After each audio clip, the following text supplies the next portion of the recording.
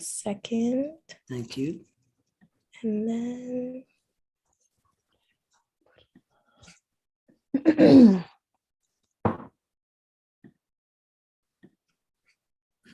1 second.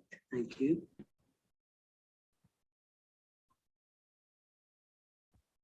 All right, you're good to go, Cole. Okay, thank you, everyone. My name is Cole Gately, and I am part of No Hate in the Hammer, and I'd like to deliver the land acknowledgement right now. So it's important that we acknowledge the land, that our work here in Hamilton happens on the traditional territories of the Erie, Neutral, Huron-Wendat, Haudenosaunee, and Mississaugas, and on lands protected by the Dish with One Spoon Wampum Belt Covenant. Our shared work needs to deepen this acknowledgement, which in our view commits us to decolonizing struggles. We're also committed to anti-racism as a core value of No Hate in the Hammer. In a moment when some places in Canada are trying to diminish the power of land acknowledgements by removing reference to the fact that Indigenous land is stolen and in many places unceded, it's urgent not just to acknowledge the land we're on, but to actively work together to challenge ongoing settler colonialism and land theft. The dish with one spoon is a great metaphor, not only for the land and for the environment, but also for the people of the land. There's one dish, there's one spoon. You take what you need, you leave plenty for others, and we always keep the dish clean.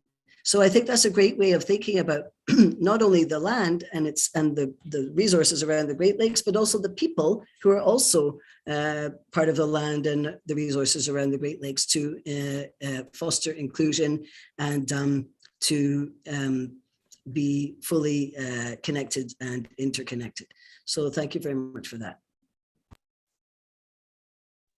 Thank you, Cole, for that meaningful land acknowledgement.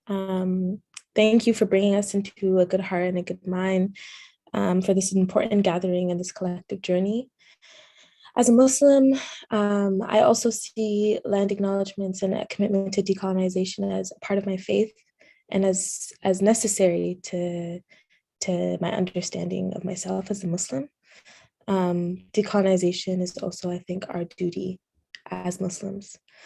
And so it is essential in this way to acknowledge our shared role in reconciliation and building a safe and inclusive community. So with that being said, welcome. I'm pleased to welcome you to our series, Creating a Community Response to Hate. My name is Gashi Isa. I'm a member of No Hate in the Hammer, and I will be co-moderating today's session with Mona Bile. And the session is titled The Many Faces of Islamophobia. Je suis membre du comité directeur de No Hate in the Hammer. Je co-animerai la session aujourd'hui, Les nombreux visages d'islamophobie avec Mona Bile. Bienvenue, merci beaucoup Gashi. Bienvenue tout le monde. Je m'appelle Mona Bile et je suis membre du comité directeur Pas de haine dans le Hammer. Donc, moi aussi, j'ai l'honneur de co-animer la session d'aujourd'hui intitulée « Les nombreux visages de l'islamophobie » avec ma chère collègue Gashi Issa. Donc, un petit mot à notre chère communauté francophone et francophile. Sachez que cette session sera majoritairement en anglais.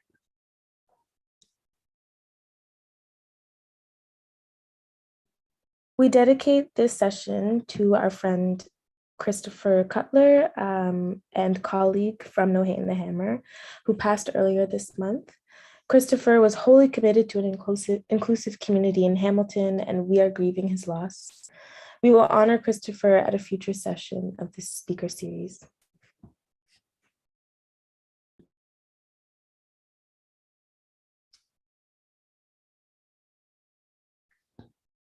The purpose of No Hate in the Hammer is to make Hamilton an inclusive city where everyone is free from all forms of hate and feels a strong sense of belonging and community.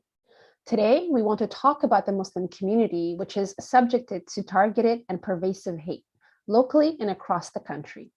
What has become known as Islamophobia. So for context, in March of 2017, 201 members of parliament passed M103, a non-binding motion to condemn Islamophobia in Canada. Surprisingly and disturbingly, 91 members voted against this motion. Actually, it's not surprising because it's not surprising that so many MPs characterize the motion and its debate as divisive. These statistics that are on the screen right now are from the UN Special Rapporteur on Freedom and Religion. It's from them on a report on Islamophobia. So it's authored by the International Civil Liberties Monitoring Group, the Islamic Services Association, and the Noor Cultural Center.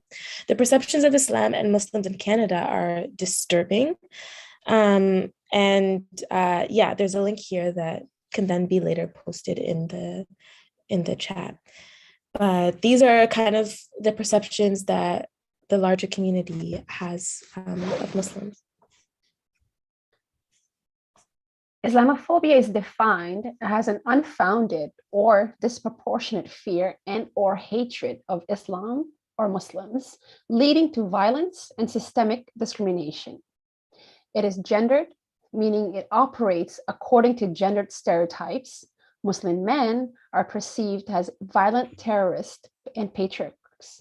Muslim women are seen as subjugated victims and dangerous cultural vectors. Islamophobia also intersects with other systems of racism.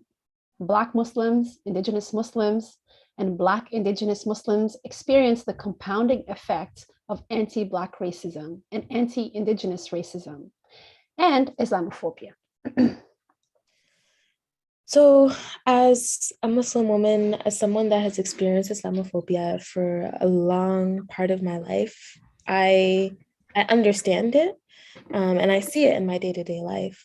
We've also, unfortunately, witnessed a long growing history of Islamophobic attacks and members of the community in Hamilton and across Canada. Recently, in 2017, 6 worshippers were killed and 5 others were seriously injured by a shooter at the Islamic Cultural Center in Quebec City. In September of 2020, a volunteer was killed outside a Toronto mosque by a man with a social media connection to a white supremacist group. In June 2021, 4 members of a family spanning 3 generations were mowed down by a car in London by a man who's now facing terror charges. NCCM has received reports about Islamophobia attacks across Canada, many of them since the London attacks.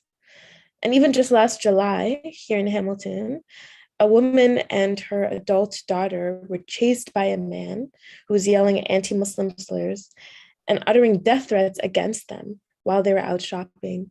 And these aren't even the full list of things that have happened in Hamilton, in Canada, even within recent years. At No Hate in the Hammer, we believe that our shared path forward is to work collaboratively, all parts of this community, on a coordinated community response to hate. We want to co-create a blueprint for action, including the creation of a toolkit for Hamilton. Today, we want to look at Islamophobia and how it manifests, explore diversity and intersectionality within Islam, and identify steps we can take as a community to support Muslim communities and combat Islamophobia. So now to get to the meat of the event, we are honored to be joined by some inspiring and amazing members of the Muslim community who are advocates for social change. So we are grateful for them for sharing their time, their wisdom, and their experience. So at this point, I'll ask our panel to introduce themselves. So we'll start with Shamsu, then Ahmed, then Kubra. Hi, good afternoon. My name is Shamsu Elmi. I lived in Hamilton almost 26 years. And I have a lot of issues. So I give for Ahmed. Good afternoon, everyone. Thank you so much for having me here, having NCCM join this very important conversation. Whenever these sorts of dialogues and discussions happen, they're always a step forward towards hopefully a better future. My name is Ahmed Al-Qadi. I serve as the Ontario Regional Lead for the National Council of Canadian Muslims. That's me. I'm not actually from Hamilton, but my role specifically within NCCM is to support cities within Ontario and Ontario as a whole province, communities, community organizations, whether it be mosques, charitable organizations, organizations that advocate for the same thing that we're advocating for. Thank you very much. Hello, my name is Kubra Hagar. I'm a MAC student, but also leader organizer for the Hamilton Community Benefits Network. I have lived in Hamilton my whole life, and I'm of course looking forward to having this conversation with the other fantastic folks around today's table, inshallah. Okay, thank you so much, everyone, for introducing yourself. So we're just going to start with a set of questions. First, we want to just sort of paint a bit of an overview of some of the experiences those that are facing Islamophobia have had or have encountered. So just to throw this question and everyone can answer, what are some of the challenges you have encountered in your community regarding Islamophobia? I think maybe I can start off.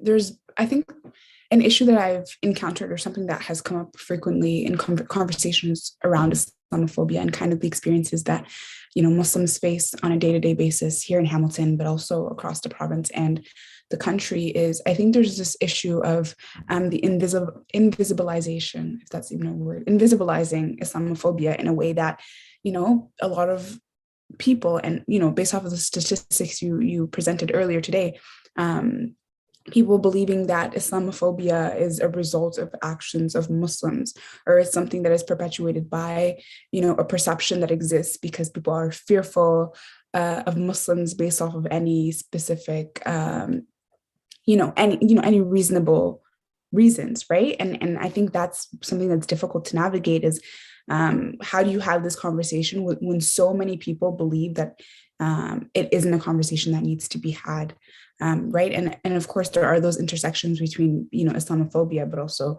Islamophobia and racism, and kind of how all those different pieces have a role to play. But what's difficult to see is the way in which, sorry, my little cousin is just walking in the room. Okay, she didn't understand closing the door means get out and close the door, but I guess she's around. So if you hear a little voice, just so I think what's difficult is, seeing the impacts of such, heinous, not only words that are being spewed, but acts that kill folks. People have died because of Islamophobia. And how do we make this a conversation? How do we make this a conversation? Sorry. How do we make this a conversation that will actually be taken serious? I myself, as a young girl, it's something that I've always lived throughout my life. And especially as a young Muslimah who wears the hijab, for example, like that identity piece is so visible, just as visible as my Blackness, for example, right? So I've had death threats spewed at me since I was a kid, really, here in the city of Hamilton, right? And I think the difficult part is how do we get people engaged in this conversation for it to be taken seriously? Like how many more people need to die in order for this to be a conversation that is, at the forefront of combating hate?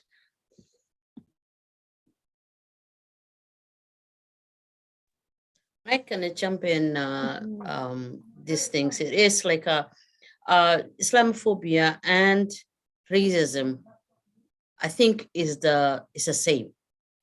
And particularly when I'm saying to is a same, and also is a different from female and male. And a lot of times it's a lot of males, they don't wear it for hijab unless they're asking for their name, right? And the color they are. So, but the female is like identified because the hijab they are wearing it, and also the color they are. And in Hamilton, I don't know if you remember it or not, it's when it's 9/11, it happened for two Somali women. They wearing for jilbab, not hijab, is the big one, and it's gonna go all the way over the shoulder. And one man, he came the bike one, and he grabbed it and he dragged it. for Main Street. I think, yeah, it's a Main Street. So that's the hatred. Sometimes it's a play game. That's the way I put on, it's a game. And the game, it is like because of media, because of politicians, they cannot put it on for their foot down. And that's the things. And it's particularly in a educational system. So that's what they have to teach. But there is a big role is the media. And that's to me, it's a big thread. It's when it's 9/11, it happened. And when was Australia, it was a killing. And that was another fear for we are living in Hamilton and living in all, some of us, we couldn't even go outside unless I'm driving the car. Even I'm driving the car, that's what I found out. It's a lot of, if you go back where you're coming from, it's a monkey. That's the whole language they are using it. And they are free to use it for that one. And that's the things, it is like, how come they are free? I'm not free, right? How come they have a rights and I don't have a rights? So that's the things, it's like, it's a really bothers me and include, but I'll go for the next questionnaire.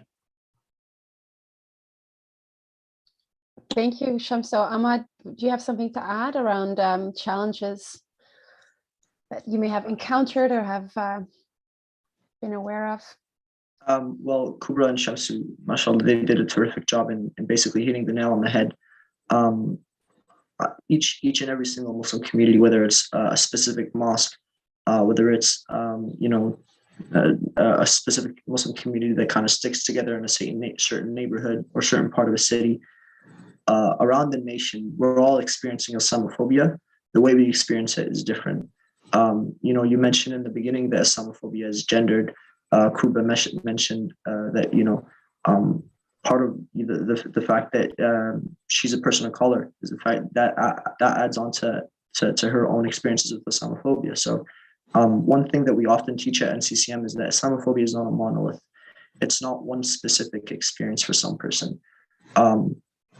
If I'm being honest, I've never had a legitimate face-to-face interaction with someone spewing hate like that. I've never had anyone tell me go back to where you came from, and I think it's obvious why. The type of Islamophobia that I face is consistently indirect. It's online. It's stuff that I read about other experiences of people, and that's something that as a Muslim community collectively, like, we need to recognize, is that just because it wasn't your family that was run down, just because it wasn't your uncle that was stabbed, just because it wasn't your father that was shot, doesn't mean that it's not going to happen to you. And Kubra really hit the nail on the head. How many more of our brothers and sisters have to, die in these horrible incidences for legitimate conversation to happen? I'm going to wait till the end to discuss the Arlan Family Act, but it does tie into that. But I think Kubra and Shamsu really tied it together collectively. There's not much that I can add to that. Thanks. Thank you, everyone, for those answers. It was very helpful, and I think very clarifying for us to understand Islamophobia as not just one thing, but as something that is also, I think, very, like you said, not necessarily monolithic and diverse. Islamophobia can connect to a gendered experience, but also to things like anti-Blackness as well, and that they are interlinked. So Ahmed, for you, I have a question kind of surrounding NCCM's work. So NCCM is the National Council of Canadian Muslims.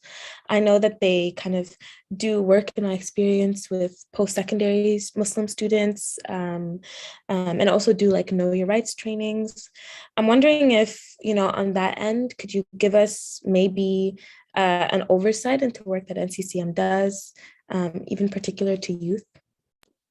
Of course, I'd be happy to. So for those of you that aren't familiar with the National Council of Canadian Muslims, we're a nonprofit organization, nonpartisan organization that works to serve Muslims around the country.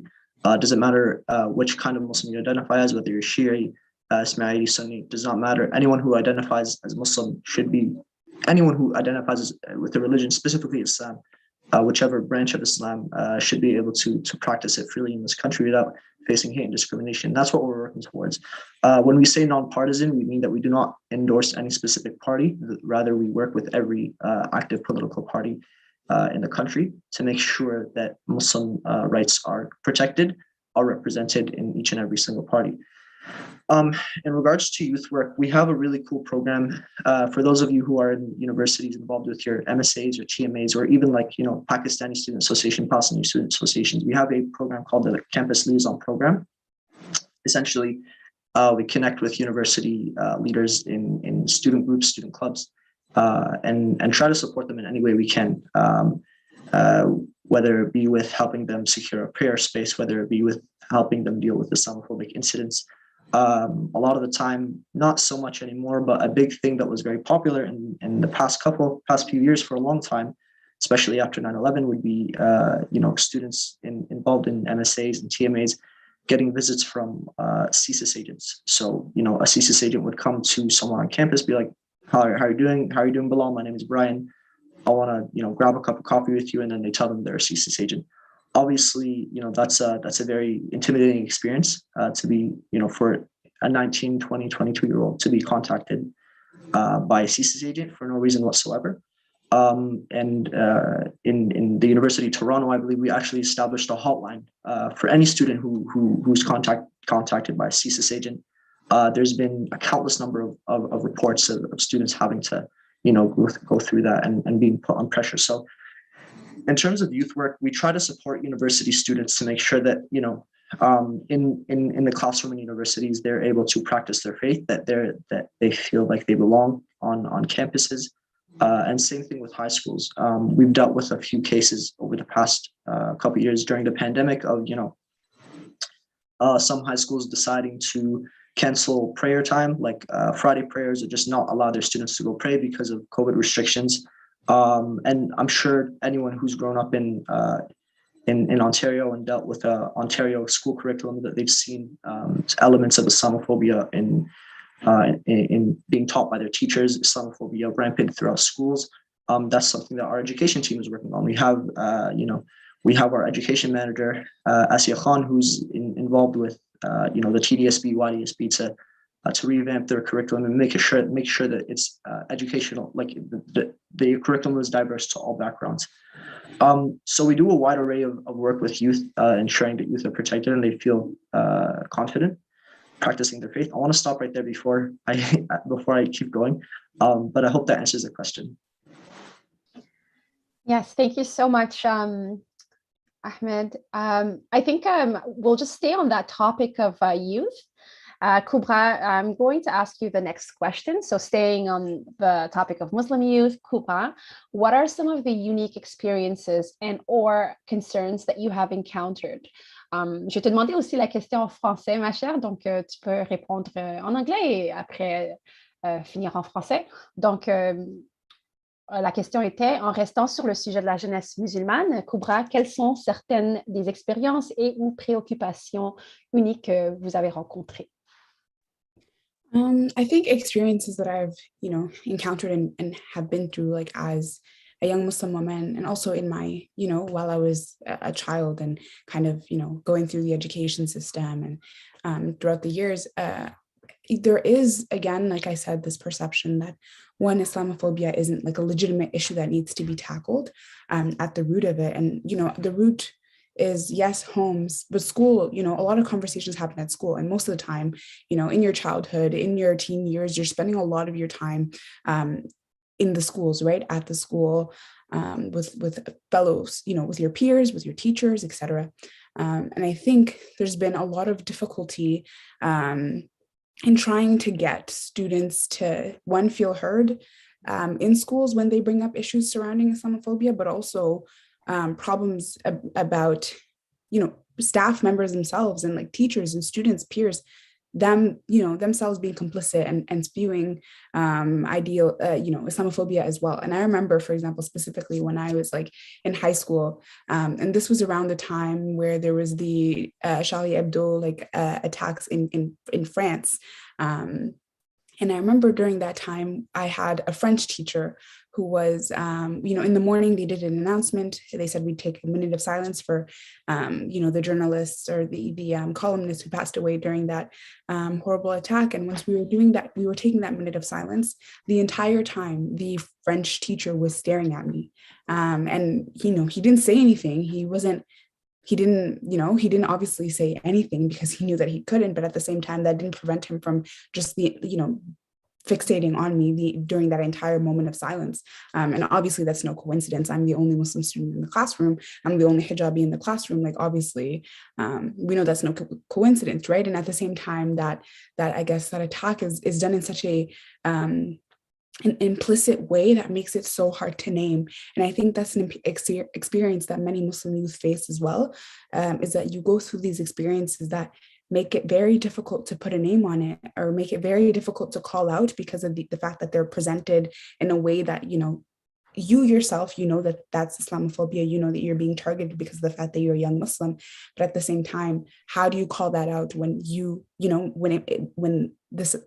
climate in which it happens makes it so hard to kind of call out without seeming like you're making things up, right? So I think that's what I would say about that. And I think a lot of conversations around Islamophobia still need to be had with other youth. And I think, it's, talking about bullying is one thing, but also just, how do we prevent students from feeling or from losing that spot where they feel comfortable in a school environment, right? Because like I said earlier, school is where you spend most of your time when you're a kid, right? So how do you make that a safe space? And yes, staff need to contribute to that, but how do students, how fellow peers also, make sure that you feel comfortable in your space too. And I think I was fortunate in that I went to school with a lot of Muslims, and I had a lot of non-Muslims around me who were also very supportive of myself and my Muslim friends. But that's not the reality for many people, right? And that's not the reality for young Muslims, across the province, around, in Hamilton, and in a lot of areas, right? So that's definitely a conversation that needs to be had. Et puis, I'm not going to make my answer too long because then I'm going to have to, now I'm having to say it all in French, so bear with me.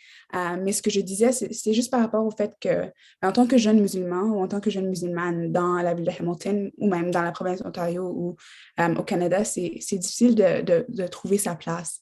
Pas nécessairement seulement à l'école, mais en général, mais surtout lorsque le climat scolaire fait ça tellement difficile de pouvoir nommer l'islamophobie que tu es en train de vivre.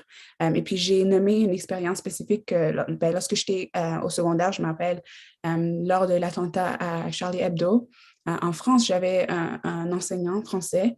Le matin, je pense, c'était un matin à l'école, on avait 1 minute de silence pour penser à tous ceux qui ont été victime de cet attentat. Et je me rappelle, il y avait un enseignant qui me regardait tout au long de la minute de silence. Et puis, évidemment, comme j'ai dit tantôt, c'était pas une coïncidence, c'était pas il y avait une raison. La raison était que moi, j'étais la seule musulmane dans la classe.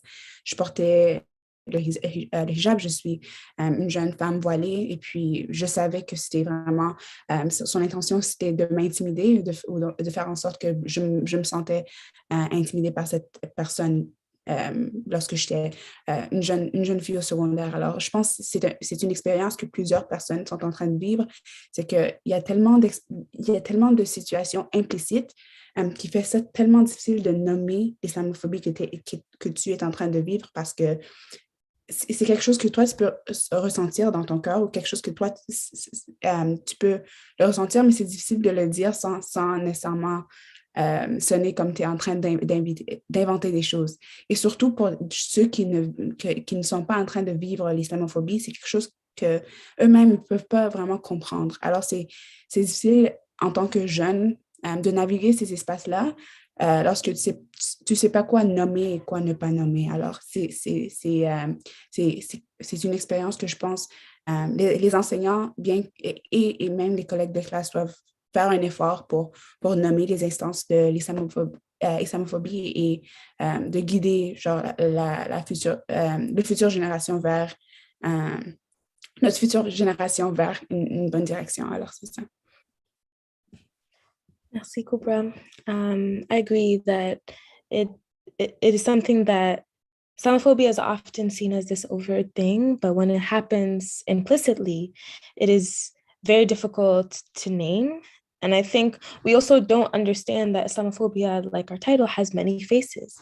And that's something that I really want to talk to Auntie Shamsu about, is that, I've known you as a pillar in the community, as someone who does work around housing and supporting youth in the community and making sure that the youth are okay.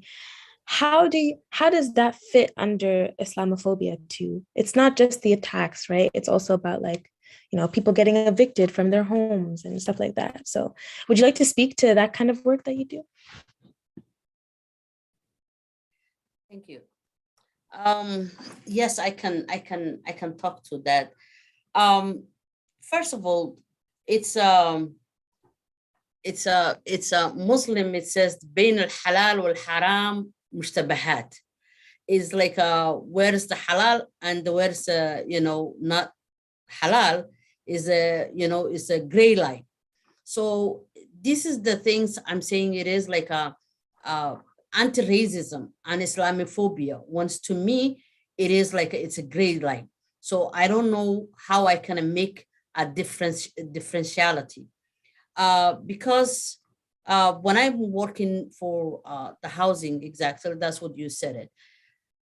As a Muslim, as a Black person, we like to have a lot of children, but the Canadian, they don't like to have children. And almost also it's, they kick them up for their own home because of the Islam, because they said it's other people. That's, they put on other faces so you cannot understand it. And they putting to you for other excuses that you cannot make it the differences. So let's see if they kind of come to you and they said, oh, you have a lot of children, it's a 3-bedroom. So it's like it's no way, it's like you can have 8 children for 3-bedroom. And why you choose me is other side is a white person who have 5 children. Why you don't go them? But they don't. They come to me and they said, it's I'm talking to you. That's the what is, they narrow it to you. So that's the things I said. It's like it's no difference for racism and Islamophobia to me. Because I'm a Muslim and I'm a Black. So I don't know that the differentiality, how it's gonna be. That's my religion. I'm a Muslim and I'm a Black because God gave it to me for that beautiful color. But that's the things, it is like, I don't understand it, how they making that difference and how is that making the difference.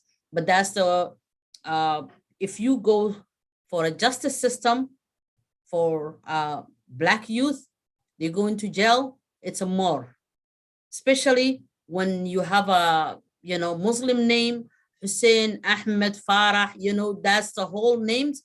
It's like 80% you can go to jail when you are, the police is stopping you as a young man. So that's the harsh one. What I'm telling you for my story, a little bit, I don't know if you have a time. It's my son, when he passed away, somebody killed him. Somebody hit him in his head. And when he's hospitalized, they called him John Doe.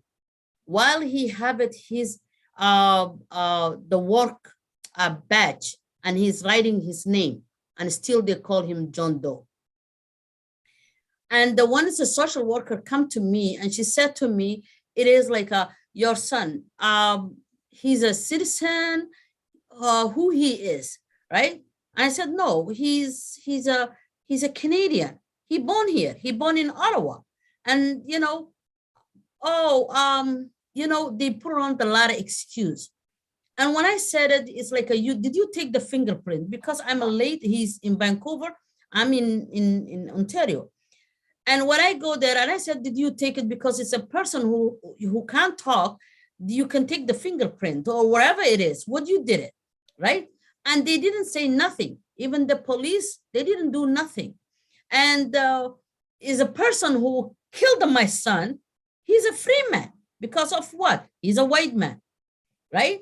Because of what? And they said, oh, your son, he have a record, right? Who make the record? When he born, he didn't have any record, right?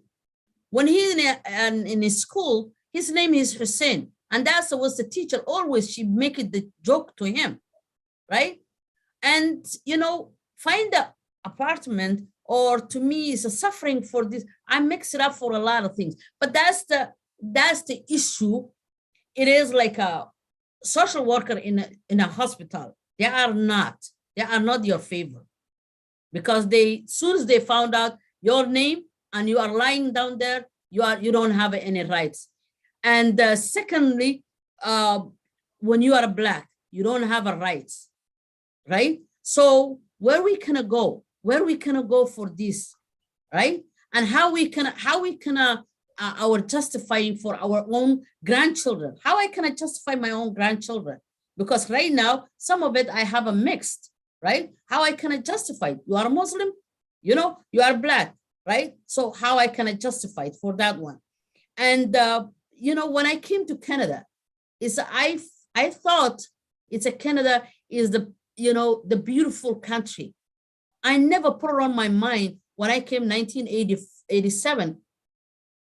I never put it on my mind it's gonna be racism.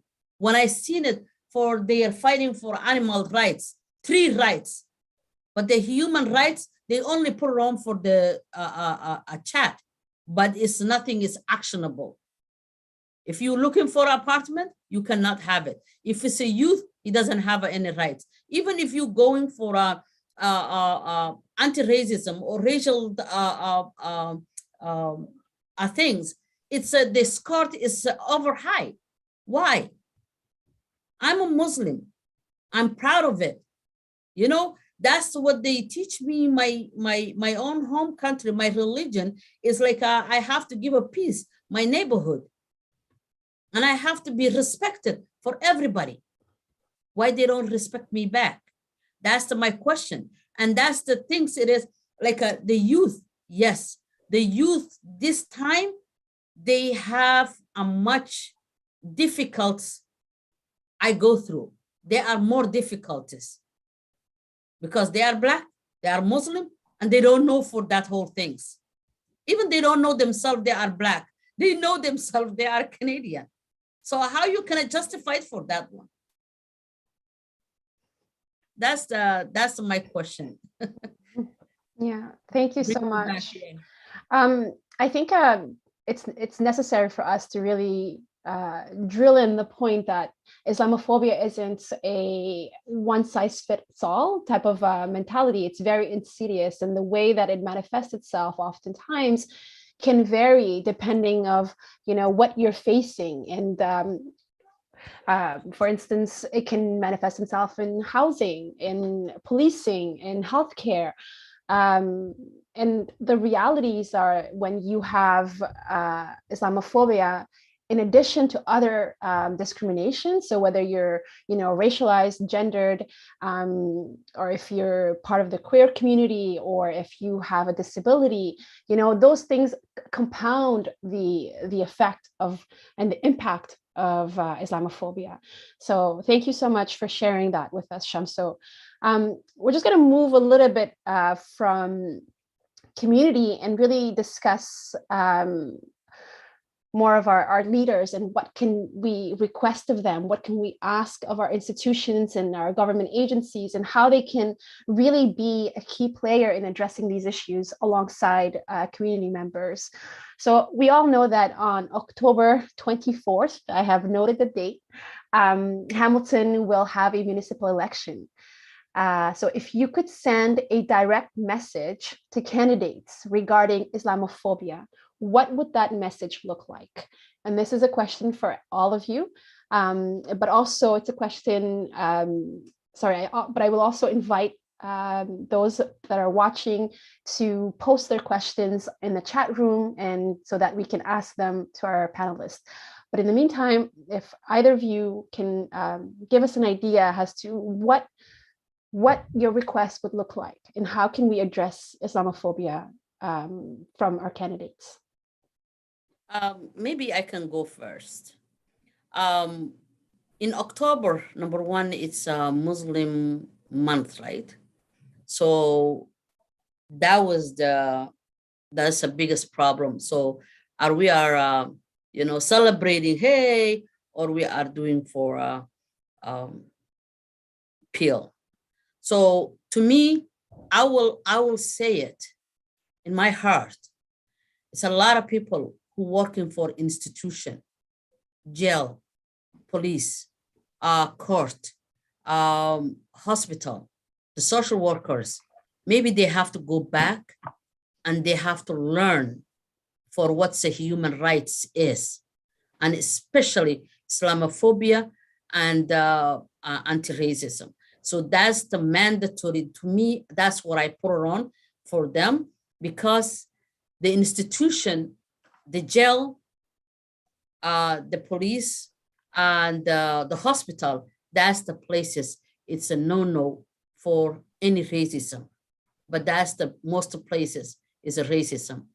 And I seen it, and I know it, and I go through.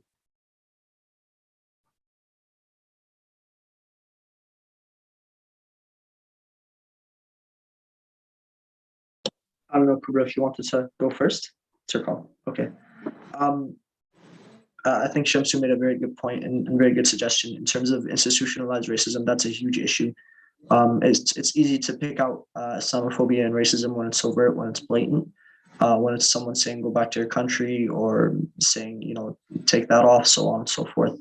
But a lot of the time it's hard to pinpoint Islamophobia when it's done within, applying for a job, for example, or going to a hospital or filling out a police report.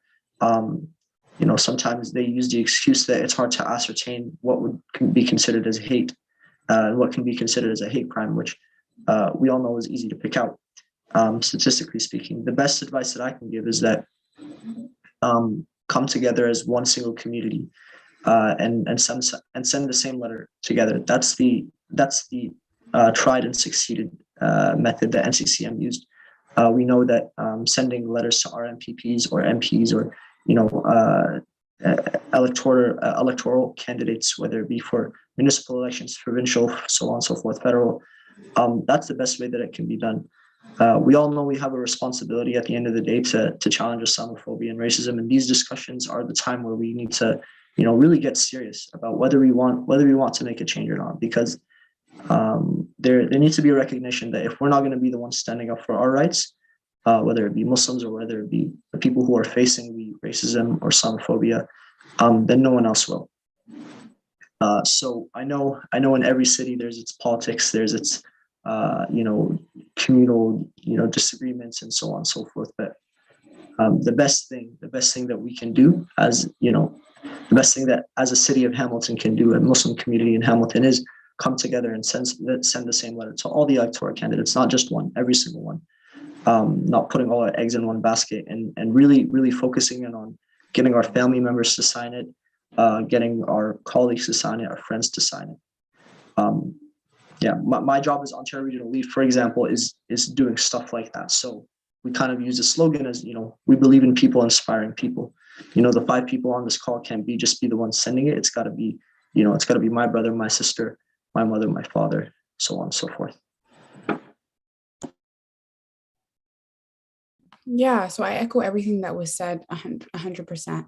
I think, something that needs to also be said is, these aren't conversations that are recent conversations. These aren't things that we've just been bringing up, yesterday or today. These have been ongoing conversations, and there's been ongoing demands from the part of, Muslim leaders and Muslim youth and Muslim people around the country talking about, what change needs to be done. And we know for a fact that, systemic violence is something that's so deeply ingrained that it's like really hard to kind of dismantle these building blocks, because we know that they've been existing ever since, this land was stolen from Indigenous peoples, right? So how do we do that? Like, how do we break down a system that's so deeply ingrained in all these systemic injustices that have been going on? And I would tell decision makers and policymakers to listen, right? To listen to what has been being said. There's no necessity to there's always, I think, this desire from government officials or from different decision makers to kind of talk about process and to always talk about reports and to talk about, what roundtables can we have, what discussions can we have to kind of move these conversations forward. And what I'm saying is that these discussions have happened, these roundtables have happened, these consultations have happened, and everything has been clear cut and very evident, right? And now it's time to take what's been said and actually apply it. And I would say that this also needs to be reflected in the way not only decision makers kind of move, but also like how do other, fellow Hamiltonians or other people kind of operate in terms of, who are you electing as your city councillor?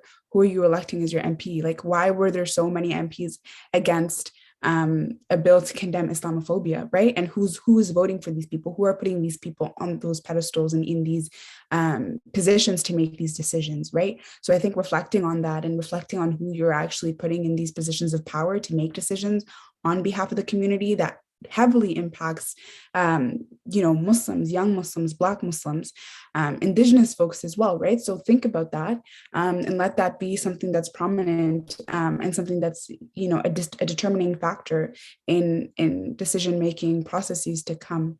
And I think it's enough of conversation and more so to, let's talk about action and let's talk about what can actually be done to sort of break down these systemic injustices and barriers that have, that have such strong foundations. Thank you so much for making that point, Kubra. I would simply add that, when elections are around the corner, we sort of are often bought into this whole hoopla of events, and people are trying to really speak to us so that they can pull the votes out of us, right? And so one of the things that we can certainly require or do is directly ask a candidate if they're seeking a seat.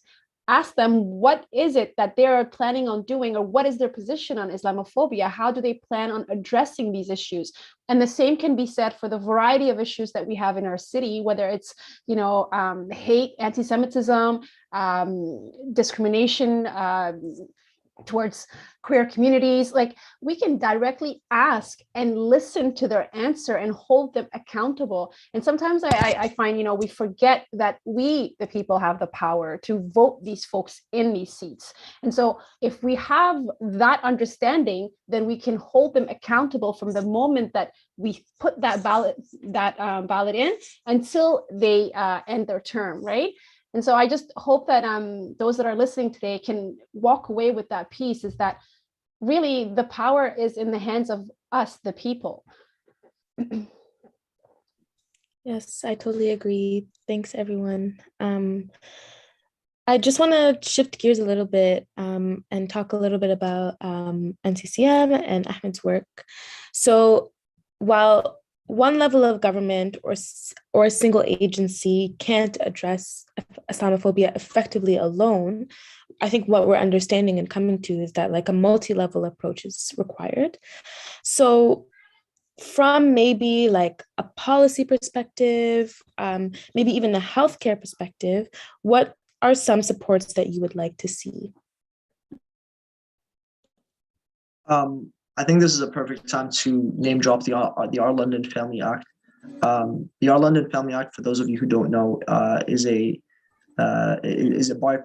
bipartisan draft model legislation dedicated towards dismantling Islamophobia in Ontario. It was a direct result of the murder of the Afzal family in June 6th of last summer, 2021. This family touches on 6 major points. I want to try to remember them off the top of my head, but they are very thorough.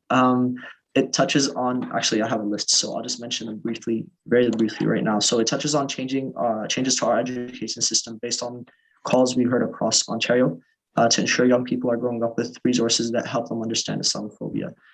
It's dismantling of white supremacist groups in the province by preventing them from registering as societies. It's enshrining provincial hate crime accountability units that provide best practices and investigate potential failures in combating hate incidents. It bolsters the scope and strategy of the Anti-Racism Directorate to include changes from conducting regular polls to understanding where the pain points of Islamophobia lie, and investing like in public service announcements about Islamophobia. It pushes towards one of its key points. The fifth key point is pushing towards more minorities in the provincial public service. So we're talking, police officers, teachers, people, government representatives, officials, so on and so forth. And it also increases the limitation period for those seeking to file human rights complaints or claims in Ontario to 5 years. So essentially, this act is dedicated towards dismantling Islamophobia, and it touches on those 6 major points. Those are the ones that we recognize that are the 6 main issues in where Islamophobia lies under, whether it's in education, in schools, ensuring that there's a curriculum that teaches young kids about Islamophobia, about the dangers of Islamophobia. And the example we like to use is smoking. 7 years ago, smoking was commonplace. It was allowed indoors, and about I think 70% of the population were smokers, were chain smokers. So, cut to 30 years later, indoor smoking was banned. 30 years ago, indoor smoking was banned. And it was about to, I think, like 40% of the population smoke. And then now it's about 15%. And this came with public service announcements. This came with educational reforms. This came with teaching young kids in the classroom at a very early age what happens when their parents smoke, what happens when you smoke, what's going to happen to you if you become a smoker, so on and so forth. So these things have been training and teaching kids at a very young age when their minds are still able to comprehend right from wrong and not be so complacent in what they were taught to grow up. This is also evident in hate groups, and this is probably one of the biggest ones. There isn't a single attack that happened against the Muslim community, I can guarantee you, that was not supported by online hate, social media that perpetuates online hate against Muslims. Alex Bissonnette, the one who went to the Quebec Mosque in 2017, he had inspired the person who had killed Muhammad Essam Zafiz in just last year. He had inspired the person who committed the London attack. He inspired the Christchurch shooter, which left 52 Muslims dead. He inspired a shooter in Norway who went to a mosque. And thankfully, he wasn't able to kill anyone. He was subdued. These things are interconnected. So, us being able to dismantle white supremacist groups from registering in society is really cracking down on them goes a long way. I'm going to share a link if that's possible. Thank you so much. I'm going to share a link to the act right now because it is very, very thorough, and I don't think I'll be able to go through the whole thing. Otherwise, we'll be here till about 10 p.m. But essentially, I do encourage you all to read through the act. And next week, we are going to be doing a major, major, major push to send these letters to our MPPs. Alhamdulillah, today it had just passed the first reading. It was tabled by the NDP. It passed the first reading, so it's moving on to the second reading. And we're hoping that we can pass this as a legitimate law. Does that answer your question, or were you looking for more? I can really go on about this if you wanted, but I want to be mindful of time. Yeah, thank you. No, that's really helpful, and it's really helpful to kind of see the work that NCCM and Muslim groups are doing in the legislative area, because policy is important, and as we said before, that we actually have the power to hold these institutions accountable because they serve us. And so with that being said, I'm going to shift gears a little bit and talk about policing as an institution. I think it has like a very complex relationship with Muslims and a history of violence. Maybe we'll start with Kubra. Can you talk about this complex relationship? Maybe what are some outcomes that kind of we would need as a community from policing institutions? I think the outcome from policing institutions is just abolition. But also I think that's, like saying that is a plain answer, and maybe I can elaborate. And I believe and what I've seen, you know what I mean? It's not based off of pure hypotheses or based off of, you know, readings or whatever it may be. Like, these are lived experiences. We know the way in which Muslims and specifically Black Muslims are being treated by police here in Hamilton, but also across the country, across the province. We know that the system of policing is, you know, inherently a racist system, a system that seeks to kill Black folks, a system that seeks to kill Indigenous people as well, right? And we've seen the impacts that this has had on our youth. And I would even, you know, specifically here in Hamilton, like the intersections between being a young Black Muslim and interacting with the policing system is something that is very, very, you know, familiar, right, to the Black Muslim community here in Hamilton. Police violence against our community is something that's also very, very familiar. Like, this is something that, you know, we've all had a brother, a cousin, you know, a sibling, a parent, a family member, a loved one, a friend, whoever it may be, that's been, or even yourself, you know what I mean, that has had these like violent encounters with the police system, and compounding the fact that, you know, as young Black Muslims, this is something that is just part of our reality, is a very sad reality to be living. And I think, like, what I've seen, and the way my community has just been hurting for such a long time, like, conversations are it's like I said earlier, it's no longer time for conversation. It's about, like, how do we, you know, how do we just get rid of these systems that are just continuing to kill members of our communities, and continuing to just further marginalize these communities, because there are intersecting issues surrounding, yes, policing, but also, you know, poverty, access to housing. Like, poor Black communities, poor Muslim communities here in Hamilton are just over surveilled by the police, and you know, it's such a common experience that it's no longer, you know, it's no longer time for discussions about, you know, what can the police do? The police can skedaddle. That's what the police can do. You know what I mean? And I think, like, it's a hard reality that is faced by so many of us. And I think, I think it's a really sad reality, but it's also a reality, right? It's something that is happening.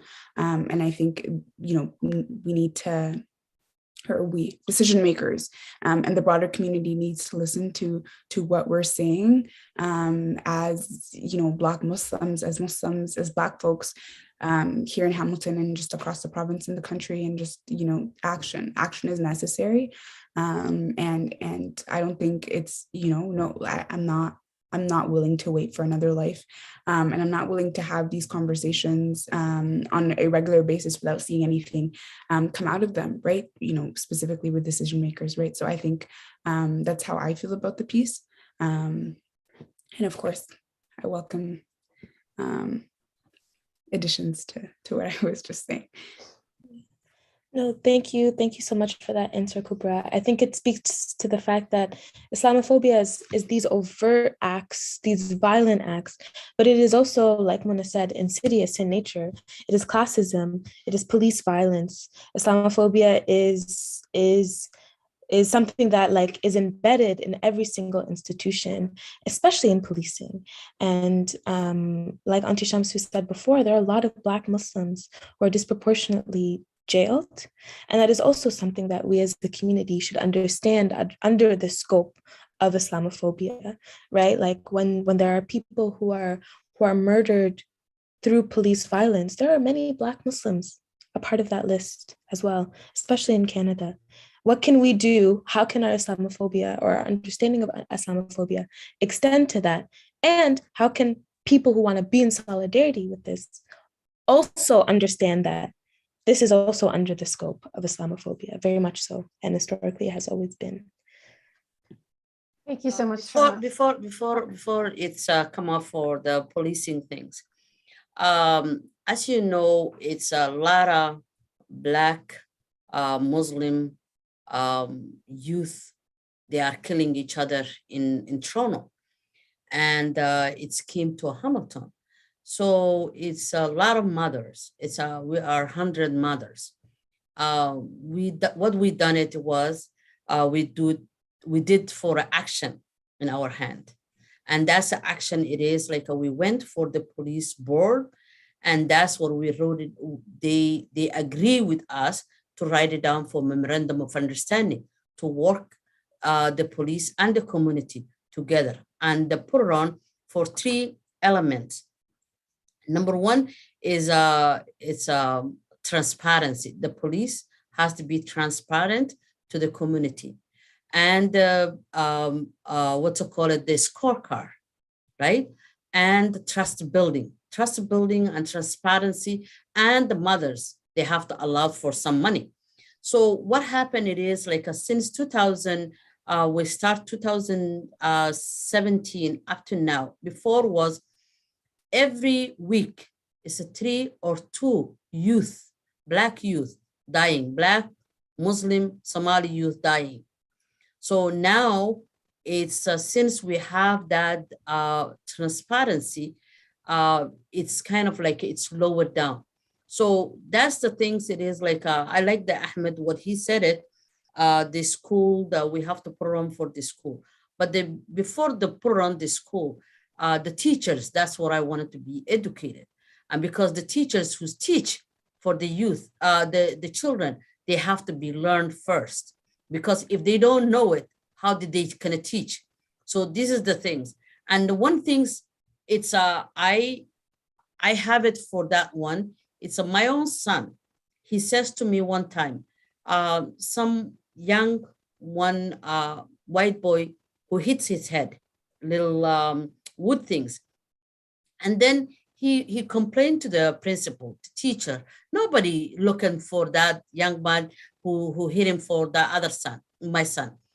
And then he looked at, and he saw it for the one of the teacher, the outside teacher, kind of like shifted for head. And that's what he says, my son. He fight it back. He really fight it back. And I said, why are you fighting? And then as a principal bring it to the office, and they said, why? This is 3 days suspended. And he says, okay, no problem. I will take my suspension, suspected, at home, no problem. But the things it is, why the teacher saw it. When I put on my hands up, she saw that. But when he hits me, he didn't see it. She didn't see it. So how come? See, that's a time, he's 7 years old. He understands for that things, right? So our children, they are not stupid. But that's the things it is. We wanted to teach, train to trainee. So we have to train for the teachers, the professors. That's what's our problem. And then they can educate it for the others. Thank you.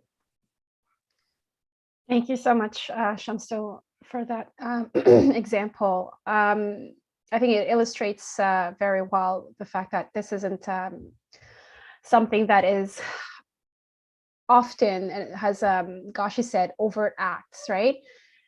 Sometimes it's just even biases by those that are in power or that have authority figure, and the impact and effects that it can have, for instance, on a child's well-being is clear. I know that there are some questions in the chat room, so I'm going to just focus on that one question right now. There's a question from Ahmed Mushtaq. I apologize if I mispronounced your name. The question is, what can NCCM do to mirror what they did successfully in London in other cities in Ontario, such as where I live in Windsor? That is a great starting point for the London City Council. Thank you, NCCM. So Ahmed, if you can answer that question for us. Of course. Thank you, Brother Ahmed, for the question. I think that's a really, really good question. I think it's important to see what strategies work well and to implement them in other cities. Alhamdulillah, what the City of London is doing with the, I believe, the Muslim Community Liaison Advisor, hopefully it will go a long way. Hopefully it will bring a positive outcome. We have an advocacy officer. His name is Brother Rizwan. I'm blanking on his last name. His name is Rizwan. He's actively working to do things like what happened in London.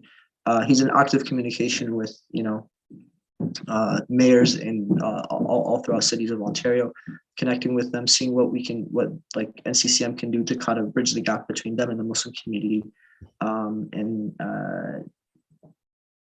bridge those gaps, and implement changes, implement systems that can actually properly represent Muslims, and eliminate Islamophobia, even from a municipal level.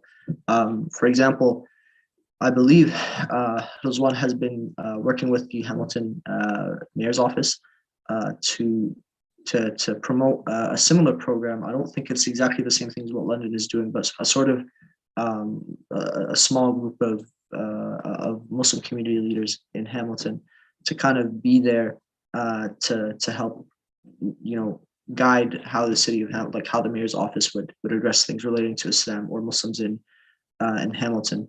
A similar operation is taking place in Toronto. We have a small council of Muslim leaders in Toronto who are doing that same exact thing, collaborating with the mayor's office to represent Muslims more. Yeah, so that's the best answer that I can give. I'm not too involved in the advocacy side of the NCCM in terms of working with mayor's offices and whatnot, but we do have a dedicated advocacy officer working towards that. And alhamdulillah, it's been a success so far. It does take a lot of it takes a lot of effort, it takes a lot of time. So sometimes they do move a little slowly, but they have been moving successfully. Alhamdulillah. Thank you so much, Ahmed, for that question. For that answer, and Ahmed for that question as well. Okay, so we're just going to shift a little bit gear. I think it's important that everyone understands, this issue cannot be addressed solely by those that are from the Muslim community. It is a public health matter, and as such, I believe we all have a stake in addressing these issues.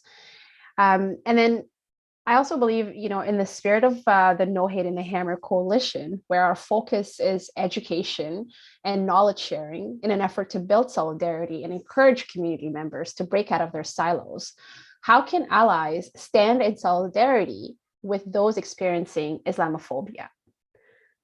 So the question is for all of you. What can other communities, our friends, our neighbors, what can they do to stand in solidarity, and how can they show allyship? Yeah, if I can just start off, I think I mentioned a couple of things earlier about elections and decision-making processes and things like that. But aside from that, I think another important thing is, being an ally is naming and shaming and making sure that you're there to kind of point out these instances of Islamophobia and make it known that the Muslims around you are not alone in this fight against Islamophobia. And I think a lot of people believe that, quiet allyship is helpful when it comes to things like that, but that's not always the case, right?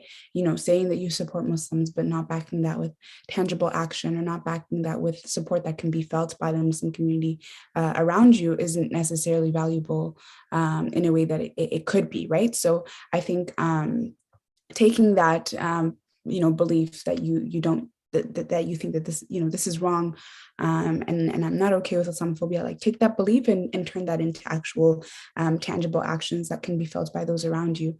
Calling out Islamophobia when you see it around you, and making sure that the Muslims around you feel heard and supported, because of course, leaving them the space to kind of have these conversations is one thing, but also supporting them through that process is also another thing, right?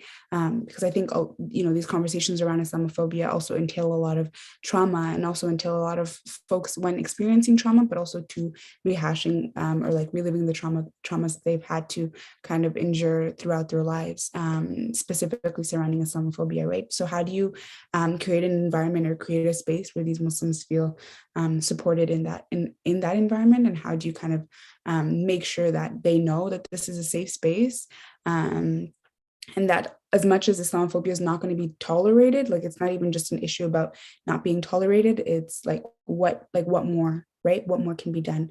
Always ask yourself that question, like what more can be can be done? Am I doing enough to be a visible supporter? Am I doing enough to make sure that these instances are not happening around me? And when they do happen, what am I doing to make sure that they don't, right? So kind of putting yourself on that line, or kind of putting yourself out there to make sure that these are instances that are, one, called out, but also acted against, and two, or I guess that was one and two. But yeah, separately, you know, how do you make sure that this community feels supported and held, right, through these traumatizing experiences that continue to happen in our lifetimes? Yeah. Thank you. Does anyone want to add something to that point? Auntie Shamso, did you want to go ahead? I can wait.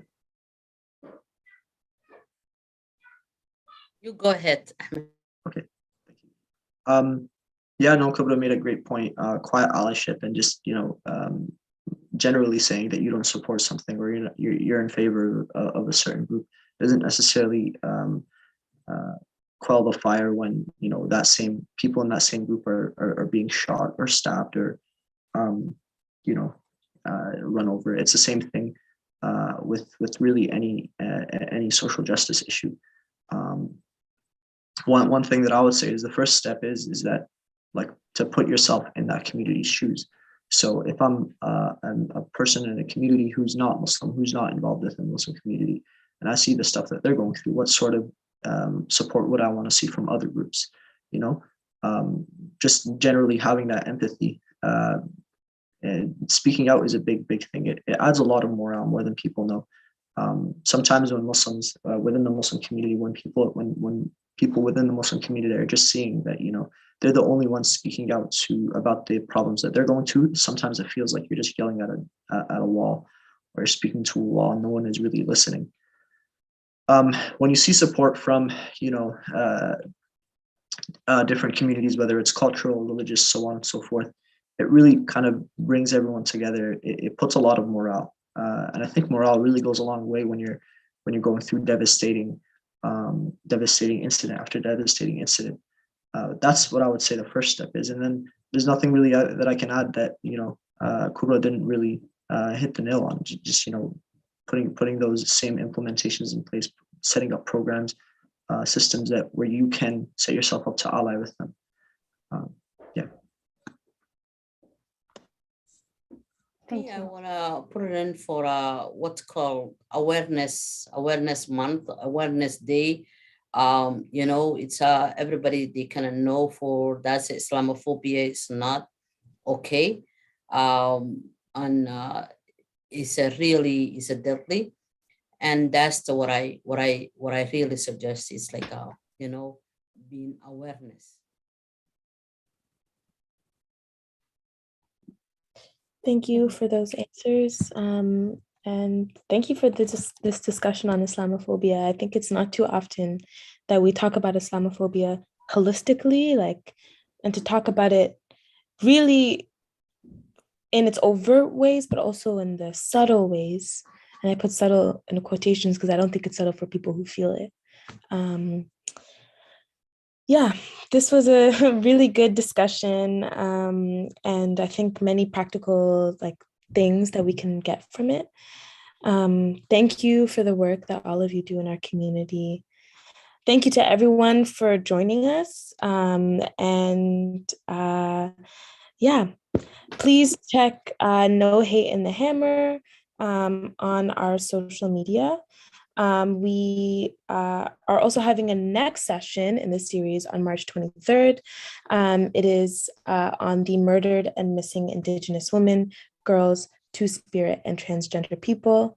And it's going to be around the actions we need to take to support the calls to justice and calls to action.